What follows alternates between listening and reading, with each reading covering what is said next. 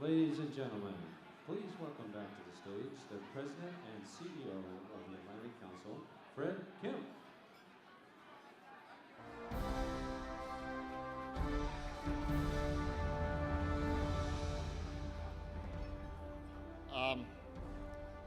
Welcome back. It's now my honor to salute this evening's co-chairs. But before they do that, I want to salute three people who have been incredibly helpful, and one of whom has been absolutely instrumental to the Atlantic Council's success. So first of all, I want to thank the chairman of the Brent Scowcroft Center of International Security, former National Security Advisor General Jim Jones. If you could stand, please, and thank you for your service.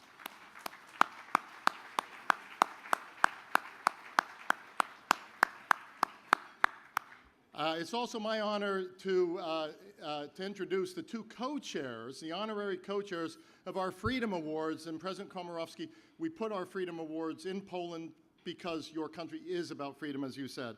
And those two honorary co-chairs, fittingly, are our ambassadors, Ambassador Richard Schnepp, the Polish ambassador to the U.S., and Ambassador Stephen Mull, the U.S. ambassador to Poland. Please stand so we can applaud you.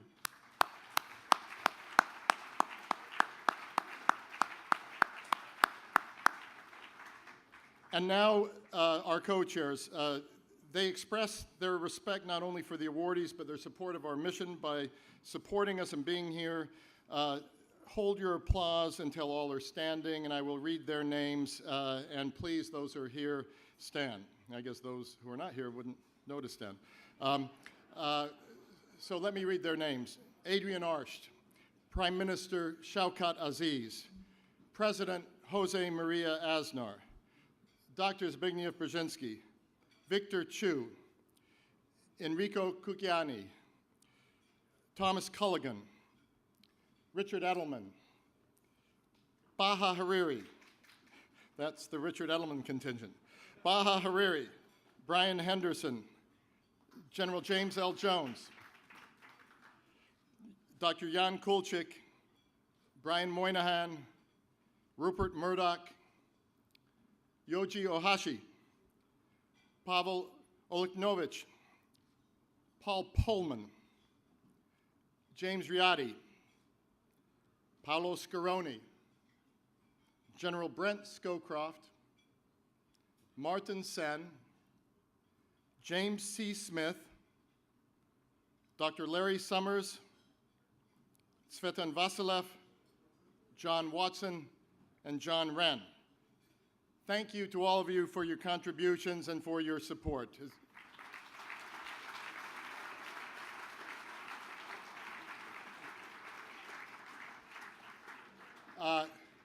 Dr. Kissinger just said to me backstage, I was listening to your introduction of Dr. Brzezinski, and I will listen very carefully to what you now say about me. Well, I've introduced Dr. Kissinger so many times with such flowery words that I can only recall the time when he was introduced by Lou Gerstner, who gave him an introduction was no man needs an introduction.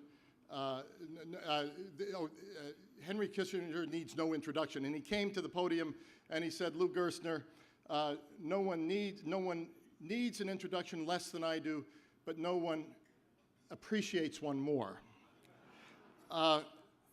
Dr. Kissinger has been introduced in a great many ways, always referring to his legendary contributions, Nobel Peace Prize, great books, the way he's influenced our entire generation of foreign policy thinking. General Scowcroft has said he has the world's most brilliant strategic mind. Yet we only learned last May at an Atlantic Council dinner during his introduction of Secretary of State Hillary Clinton that he had failed to reach one lofty goal. Said Dr. Kissinger, and I quote, "After I left office, I realized that at least 4 secretaries of state became president. And that started focusing my mind, even though there was a constitutional provision that prevented me from doing it. And I thought up all sorts of schemes to get around it."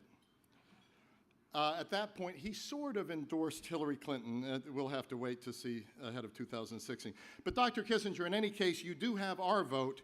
Please join me in welcoming to the stage the Atlantic Council's longest-serving board member, Dr. Henry Kissinger.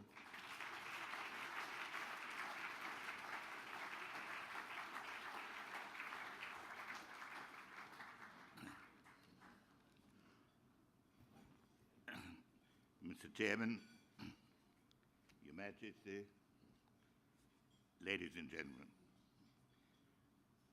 when our chairman characterized my strategic mind, I was grateful that he quoted accurately from my autobiography.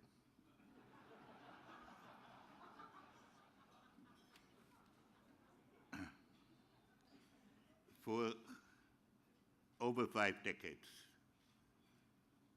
I have had the opportunity to observe, sometimes to participate in the upheavals, peace processes, revolutions of the Middle East. In that period, there was one place on which, as an American, one could always count. And that was the Kingdom of Jordan. Not to count on it as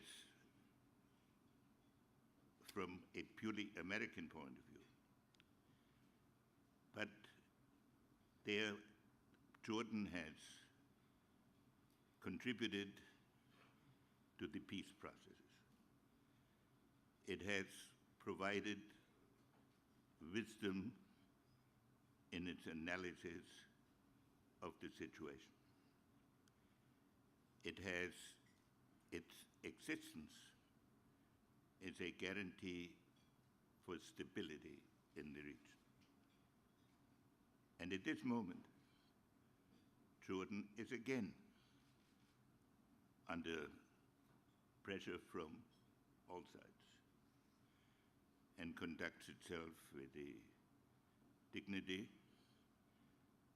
and farsightedness which all of us who have had the privilege of participating in some of these events, and all Americans who can analyze the world as it is, will greatly respect.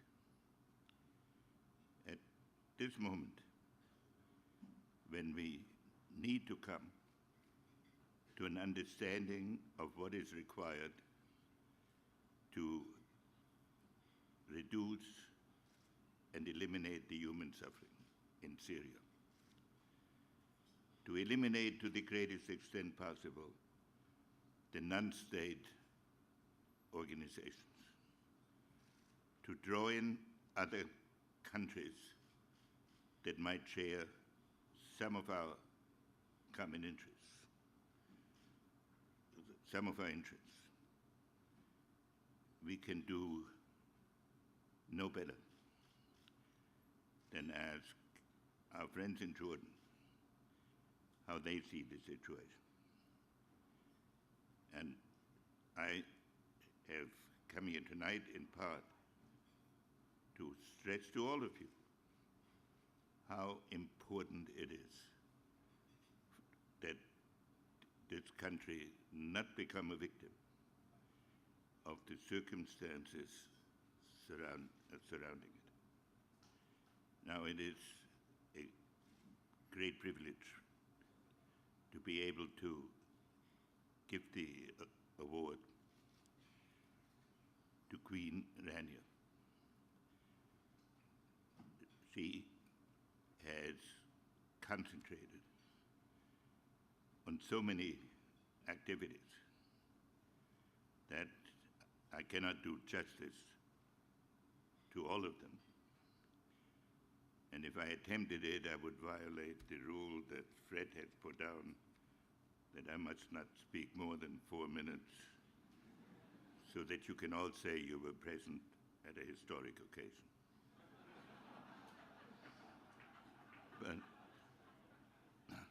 But Her Majesty has concentrated on education and fostering particularly children's education.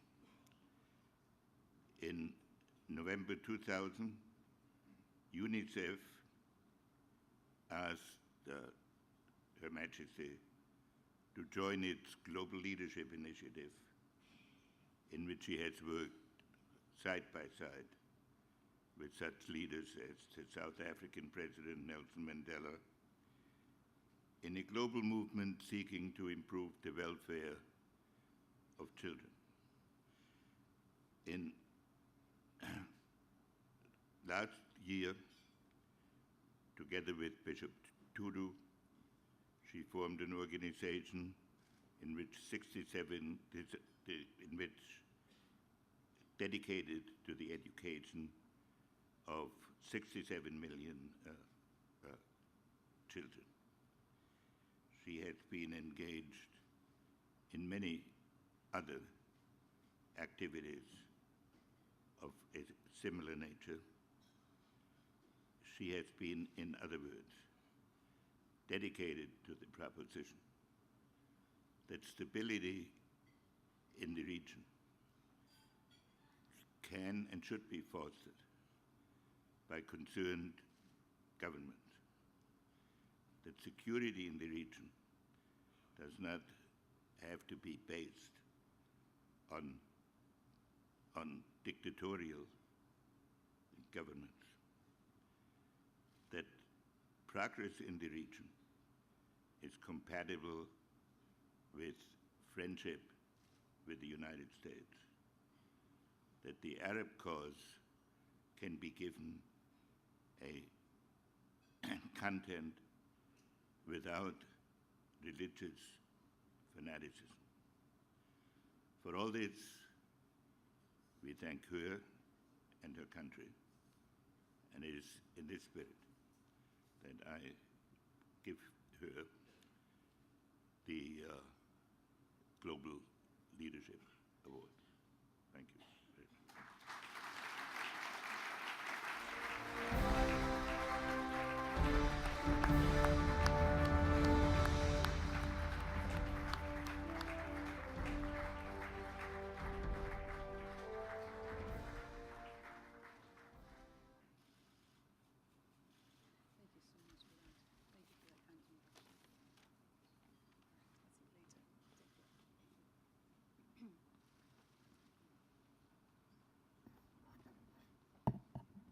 Thank you, Secretary Kissinger, for those kind words.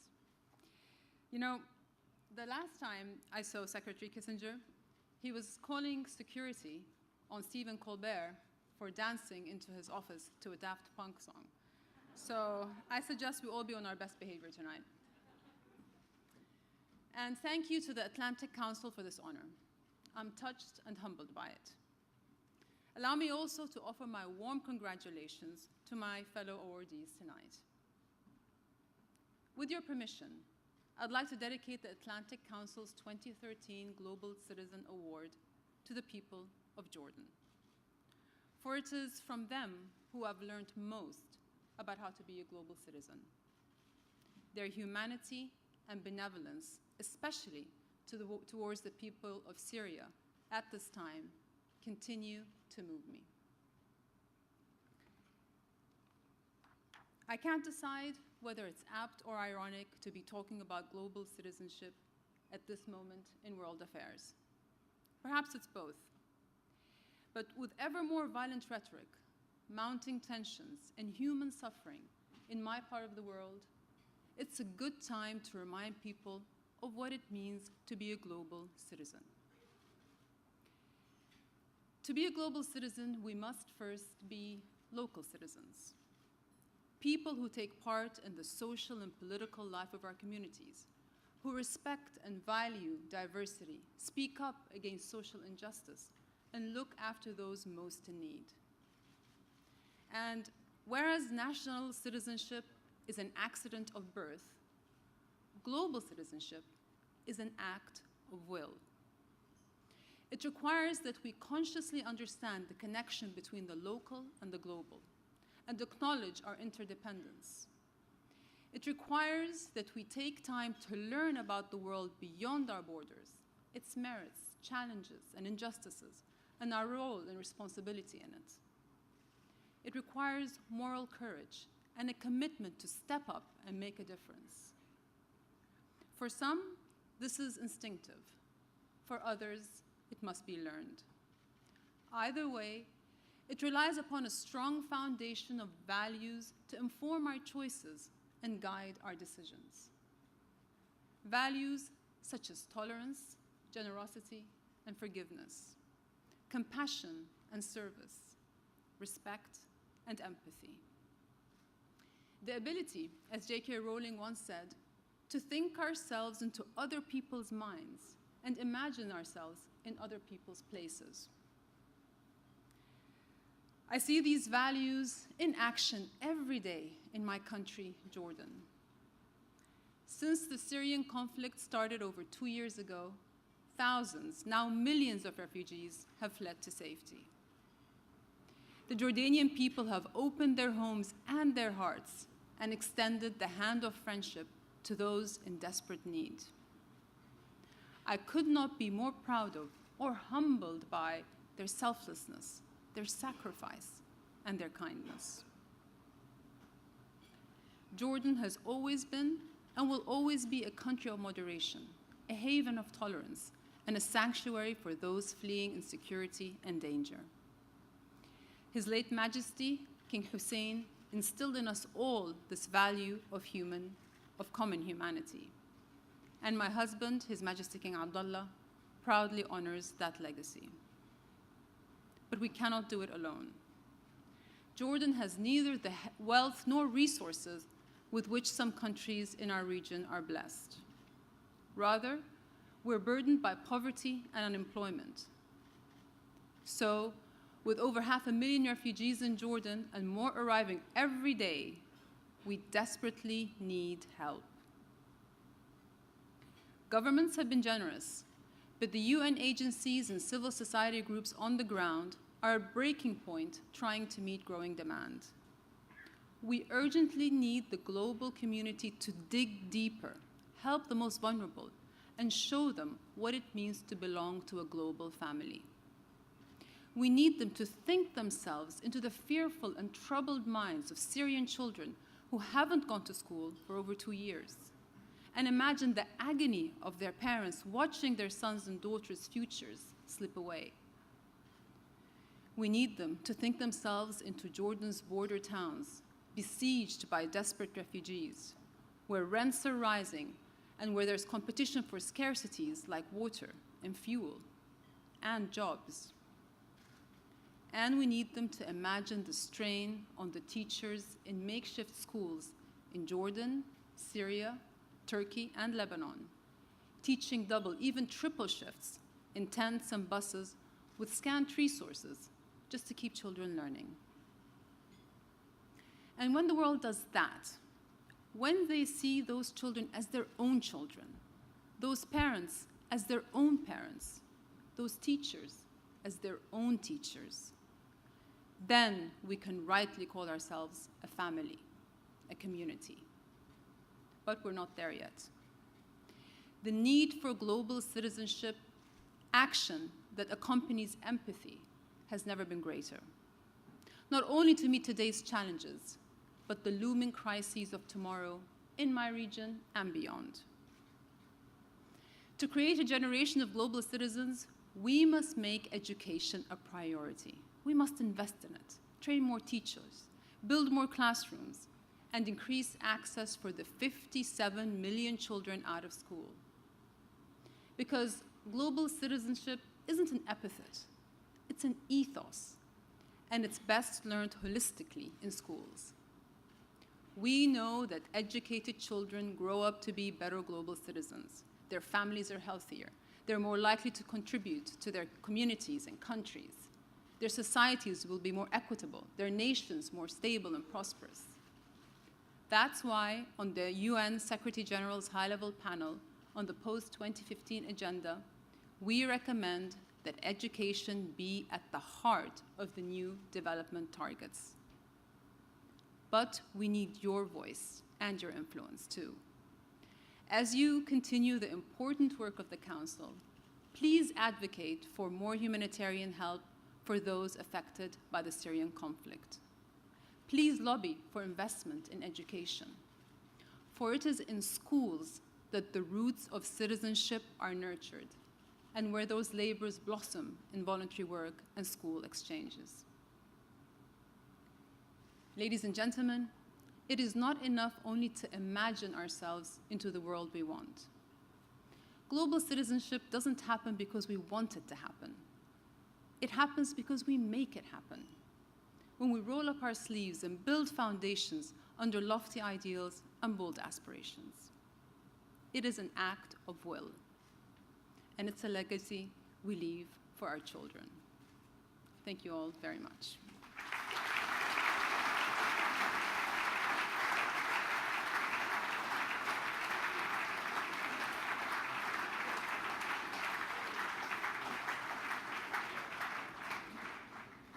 Thank you, Queen Rania, and thank you for challenging us and for inspiring us with that message. Ladies and gentlemen, as I said earlier, the United States Senate is also with us here tonight. It's now my great pleasure to welcome onto the stage a fresh wind on Capitol Hill, Senator Chris Murphy of Connecticut. Senator Murphy, we know how hard it is to get away from DC and your demanding job with the votes that are taking place now. But we also know how pleasurable it must be to escape. As chairman of the European Subcommittee of the Senate Foreign Affairs Committee, it honors us that you've come here to deliver a special message. Earlier this week at the Atlantic Council, you were there with Senator Johnson, your Republican counterpart, to launch our report, TTIP in the 50 States Jobs and Growth from Coast to Coast. We were able to release a report that showed that all 50 states will gain in jobs and growth and in exports through this agreement, which has also geostrategic importance. At 40 years old, you're not only the youngest member, 39, 40 years old, you're not only the youngest member of the Senate, but you're already one of the wisest and most effective members. People say there are no giants left in the Senate. My answer to that is watch this space. Senator Chris Murphy.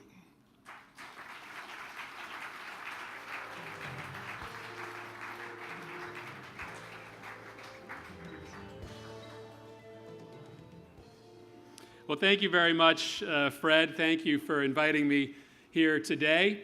I'm sorry that I wasn't here for my original place on the program. We are amidst some turbulent times in Washington, although I did acquire a new skill on the way up there. I now know how to put on a tuxedo on an acela, which is hopefully going to do me well later in life. And thank you for the acknowledgement that of being the youngest member of the United States Senate. That is true, but I will tell you, that is a very, very low bar to be the youngest of the United States Senate.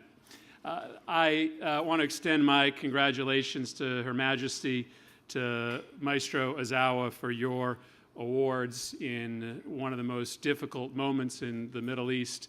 Her Majesty and the King have conducted themselves with such dignity, and her call for more humanitarian aid, I hope, goes heeded by the United States Congress and our partners. Maestro Ozawa, thank you for your cultural leadership, but also your leadership in bringing your craft out to the schools, to the public, to the children at a time when the federal government is withdrawing its resources. You do so well to extend your hand. But my primary thanks goes to Mr. President for being here today. I have this very Irish last name, but I actually have much more Polish blood in me than I do Irish. And it was my great-grandparents who came over to the factories of New Britain, Connecticut, that made a life that allowed me a few generations later to be a United States Senator. It's something I remember every day, and I'll be so looking forward in a few weeks to making my first trip to Poland as the chairman of the Foreign Relations Subcommittee on Europe. I simply want to make this one point to you this evening as a matter of giving you welcoming remarks from the United States Senate. I know as people have watched the conduct of Washington with respect to the debate in Syria, there has been a worry that I've heard loud and clear from many of America's partners that are represented in this room that there is a new creeping isolationism that's happening in Washington today, that this strange coalition that formed around skepticism to military intervention in Syria between Republicans and Democrats might suggest that the United States, or at least the Congress of the United States, desires a retreat or a withdrawal from the world. Well, I speak to you as one of the leaders of that skeptical movement with respect to the president's plan to engage militarily in Syria. I was the first Democrat to come out and announce my opposition, but I would caution you in equating the skepticism with respect to that issue with a desire to retreat from the world. In fact, there are so many of us who came to Congress in the wake of the Iraq War who desire to see a much more robust presence around the world from a new America that realizes that in this day and age, the brute force of military intervention just doesn't get the return on investment around the world than it once did. And my hope is that on the Subcommittee on Europe, which I have just been chairman of for a mere 7 months, we can help to lead this new path. We'll be doing hearings later this fall on what America can do to reach out to countries like Ukraine and Georgia and Moldova and Azerbaijan to make it clear to them that if they make a turn to the West, if they create a strong association with Europe, that America will be there to help them grow their economies. We want to tell the world about the benefits of a new economic partnership between the United States and Europe that offers a new window into economic salvation for so many countries around the world and around the region. And we want to talk in the United States Congress about the fact that we still can be a leader as a nation with respect to human rights, but only if we look inward, only if we make decisions here in the United States to make tough choices to uphold civil liberties that actually do not come at the expense of national security. My last point is this. The Foreign Relations Committee on which I serve has undergone a transformation. The greats, the legends, the Kerrys, the Bidens, my mentor, Chris Dodd, have left, and you're seeing names that you may not be familiar with.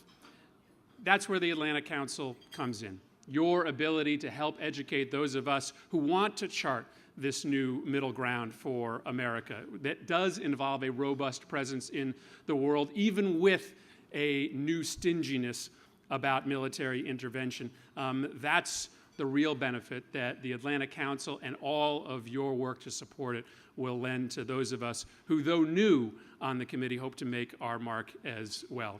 Thank you to the Atlantic Council for hosting me. Thank you for giving me a few moments to think about something else other than Ted Cruz, and I look forward to spending many, many days with you in the future. Thank you very much.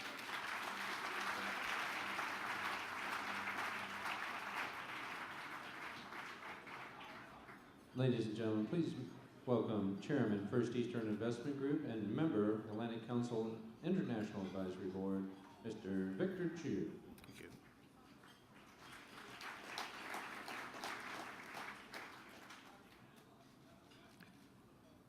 Ladies and gentlemen, Seiji Ozawa is a Japanese national treasure as well as an international treasure.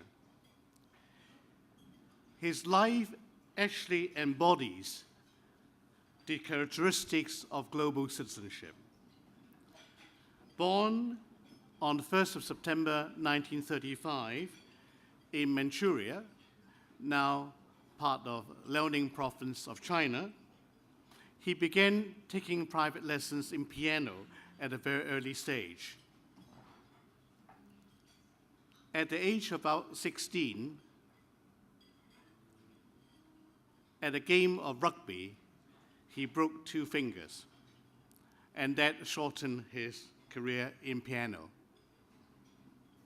His wonderful teacher, Hideo Saito, brought him to what would happen to be a life-changing performance of Beethoven's Fifth Symphony, which ultimately shifted his focus from piano playing to conducting.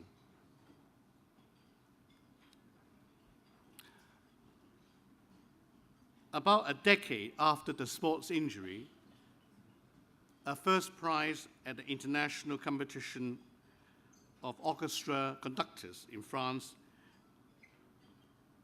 led him to an invitation by the famous Charles Monk, then the music director of the Boston Symphony Orchestra, to study at the Berkshire Music Center, now the well-known Tanglewood Music Center. Receiving a scholarship to study conducting with Herbert von Karajan led him to Berlin. There, he caught the attention of Leonard Bernstein, who appointed him as the assistant conductor at New York Philharmonic. Then, a most successful and legendary career followed.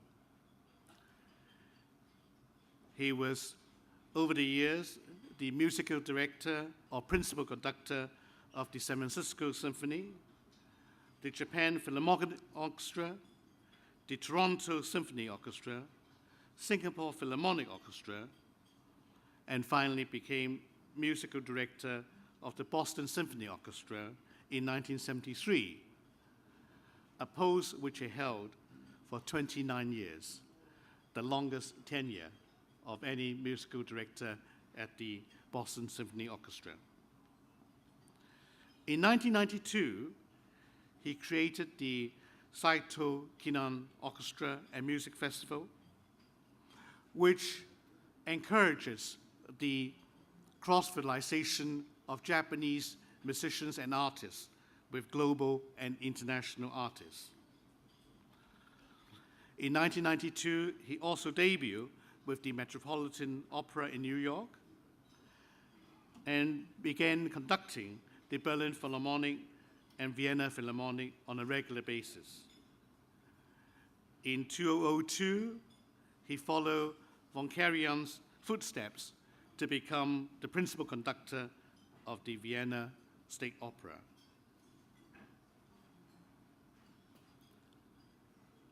He is one of the few musical legends whose influence spread throughout the world, in Asia, in Europe, as well as here in New York, in America. Tonight, we salute him for his tireless contribution to educate young musicians, Tanglewood, as well as the Saito Kinan Music Festival, and also his efforts in integrating modern classical music into the global classical music community. Unfortunately, his doctor has prevented him to travel to the United States to receive the award personally, but we're delighted that his daughter, Seiji Ozawa, is here to receive the award on his behalf. May I ask Mrs. Ozawa to come on stage to receive the award.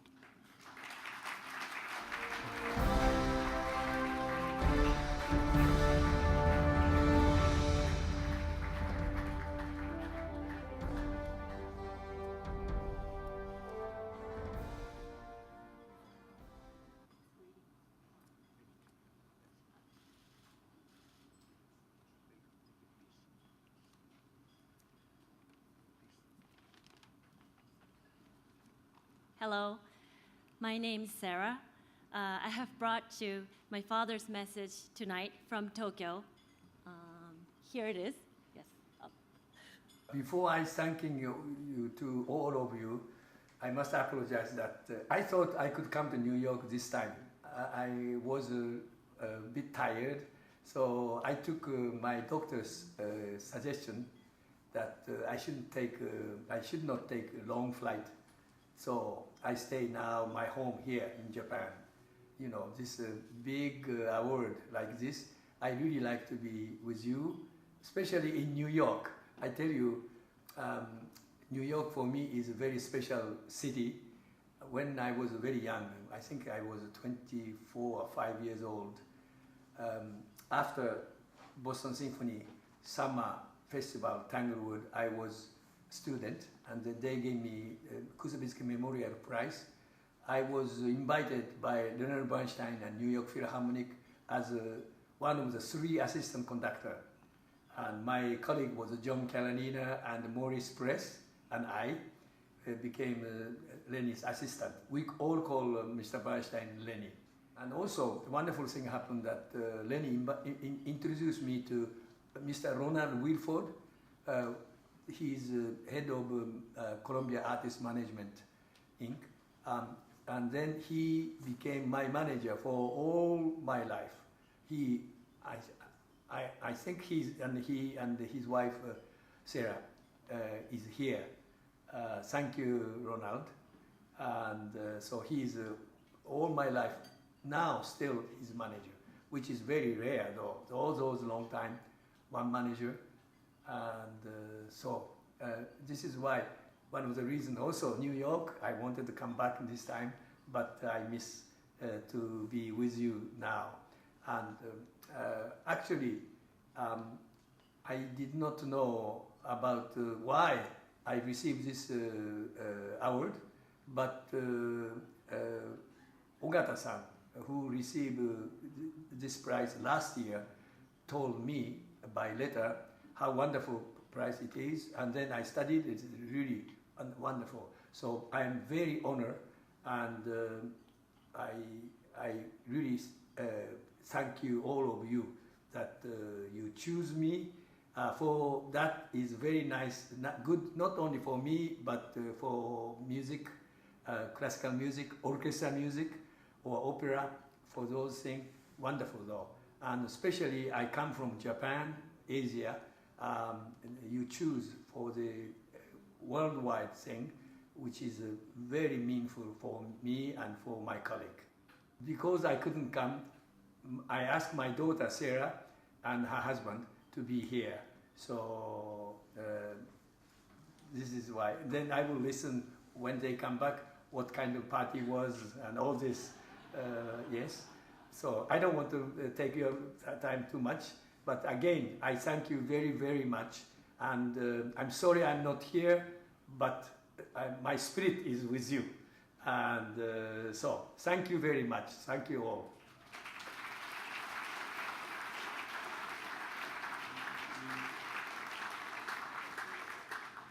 Thank you so much for giving my father such an honor tonight.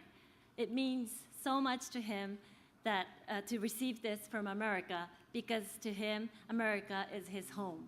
And actually, today, here, his American families are here. Mr. Ronald Wilford and Sarah, I don't know, Owen Young, David Neese, and Karen Leopardi, and Yoshiko Shiga. My father is very sorry that he couldn't come to New York this time. Recovering from his illness, he has had to cancel or postpone events. But the very good news this summer is that he was able to finish all the Saito Kinen Festival concerts, including all 4 operas and a concert. He hasn't canceled this trip due to his illness, but as he said, he's a little too tired. We, family, and we are all so happy that he made his summer such a success, and he's finally back to music which he really loves. So thank you so much. Thank you.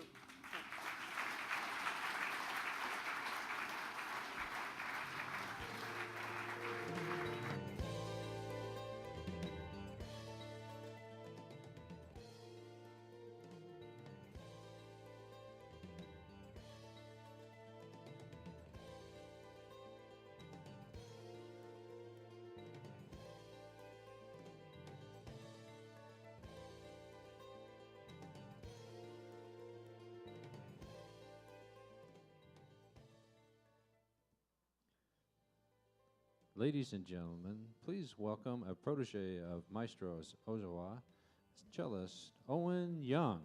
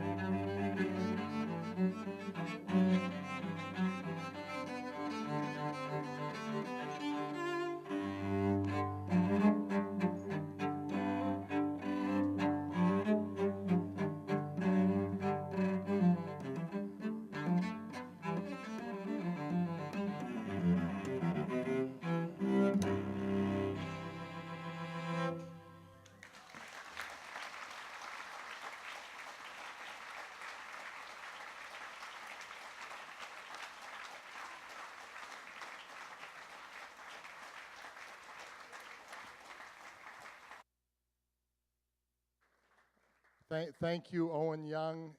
This is something we've always had at this dinner is the musical accompaniment, and that was absolutely magnificent. Seiji Ozawa would be so proud of you, one of the people who he mentored. President Komorowski, Queen Rania, Seiji Ozawa, congratulations. Thank you all for coming. As is traditional at this event, because you're all here to talk to each other and network, and I actually noticed during the intermission some of you navigating some very narrow spaces in order to do that. The reception will continue upstairs for any of you who would like to stay on and have a chance to speak with each other. But at this point, I'm concluding the 4th annual Global Citizen Awards of the Atlantic Council. We hope to see you all next year again in conjunction with the UN General Assembly. Thank you for coming.